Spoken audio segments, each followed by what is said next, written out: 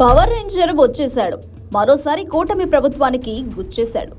ఏపీలో రైతుల కష్టాలను కళ్లకు కట్టాడు. గోదావరి యాసలో ఏపీ రైతుల కష్టాలను విడమర్చి చెప్పిన ఈ యువకుడు వీడియో ఇప్పుడు వైరల్ అవుతోంది. రైతుల కష్టాలకు అంతు లేకుండా పోతోంది. కూటమి ప్రభుత్వం నిర్లక్ష్యంతో రైతులు తీవ్రమైన ఆర్థిక సంక్షోభాన్ని ఎదుర్కొంటున్నారు. ఏ ఒక్క రైతు సంతోషంగా లేడు. పంటలకు గిట్టుబాటు ధర లేకపోవడంతో పెట్టుబడి కూడా రావడం లేదు. ప్రభుత్వం సహకరించకపోవడంతో రైతులు నష్టాల్లో కూరుకుపోతున్నారు. గతంలో వైఎస్ఆర్సీపీ పాలనలో రైతులకు అనేక రకాలు మేలు చేశారు. రైతులకు పెట్టుబడి సాయం అందించడంతో పాటు నష్టపోకుండా గిట్టుబాటు ధరను కల్పించారు. 21,000 నుంచి 27,000 వరకు పంటలకు లభించేలా చర్యలు తీసుకున్నారు. రైతులకున్న సున్నా వడ్డీతో రుణాలు అందించడంతో వ్యవసాయం కొంత స్థాయిలో ఆదాయం ఇచ్చే రంగంగా మారింది. కానీ ప్రస్తుతం ఉన్న కూటమి ప్రభుత్వం రైతులను పూర్తిగా నిర్లక్ష్యం చేస్తోంది. ప్రస్తుతం అధికారంలో ఉన్న కూటమి ప్రభుత్వం రైతులను కష్టాల్లోకి నెట్టేసింది. పెట్టుబడి సాయం నిలిపివేయడంతో రైతులకు పెద్ద ఎదురుదెబ్బ తగిలింది. గతంలో కల్తీ విత్తనాలు అమ్మిన డీలర్లపై కఠిన చర్యలు తీసుకునేవారు. కానీ ఇప్పుడు ప్రభుత్వం కల్తీ విత్తనాల విక్రయానికి సహకరిస్తుందని ఆరోపణలున్నాయి.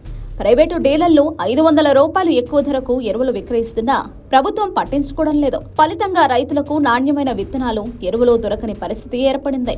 మిర్చి రైతుల పరిస్థితి మరింత దారుణంగా ఉంది. చంద్రబాబు ప్రభుత్వం మిర్చి రైతుల సమస్యలు ఏమాత్రం పట్టించుకోవడం లేదు. రైతులు పండించిన పంటను కూడా అమ్ముకోలేని పరిస్థితి నెలకొంది. కనీసం 11,000 కూడా మిర్చికి గిట్టుబాటు ధర రాకపోవడంతో రైతులు ఆర్థికంగా తీవ్రంగా దెబ్బతిన్నారు. ఆర్బీకే వ్యవస్థలను నిర్వీర్యం చేయడం, దిగుబడి తగ్గడం, ఎరువుల కోసం బ్లాక్ లో కొనాల్సిన పరిస్థితి రావడం రైతుల కష్టాలను పెంచింది. ఇదే విషయాన్ని గోదావరి యాసలో యువకుడు చీల్చి చెండాడాడు. ఆ వీడియో వైరల్ అవుతోంది.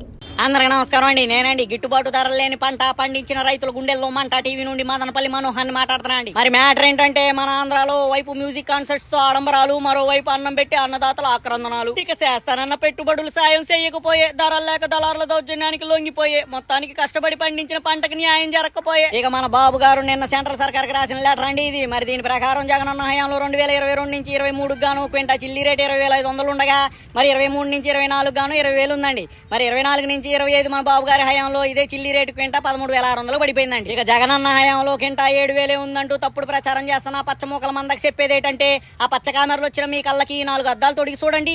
రైతులకి ఎవరు కీడు చేశారో, ఎవరు మేలు చేశారో తెలుస్తుంది. ఇక మార్కెట్ లో కేజీ టమాటా 20 రూపాయలు అమ్ముతుంటే పండించిన రైతు నుండి 8 రూపాయలు కొంటామంటూ మాటిచ్చి తర్వాత ఖజానా ఖాళీ ఉందంటూ కళ్ళబుల్లి మాటలు చెప్పి 3 నుంచి 5 రూపాయల మేరకు కొనుగోలు చేస్తున్నారని బయట టాకండి. ఇక బస్తా ధాన్యానికి చెల్లించాల్సింది 1,725 రూపాయలు అయితే ధరలు నిర్ణయించే దళారులు చెల్లిస్తుంది 1,350 నుండి 1,550 రూపాయలు మాత్రమే అని సమాచారం అండి. ఇక పత్తి రైతులకి ఇదే పరిస్థితి అండి. గత ఏడాది కింట పత్తి 10,000 పలికితే ఈ ఏడాది 6,500 మాత్రమే పలుకుతుందండి.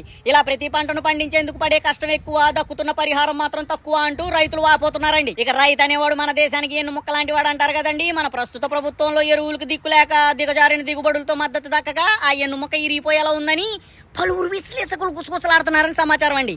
ఉంటాండి మరి. Subscribe to Social TV Telugu for more videos. Hit the bell icon for faster updates.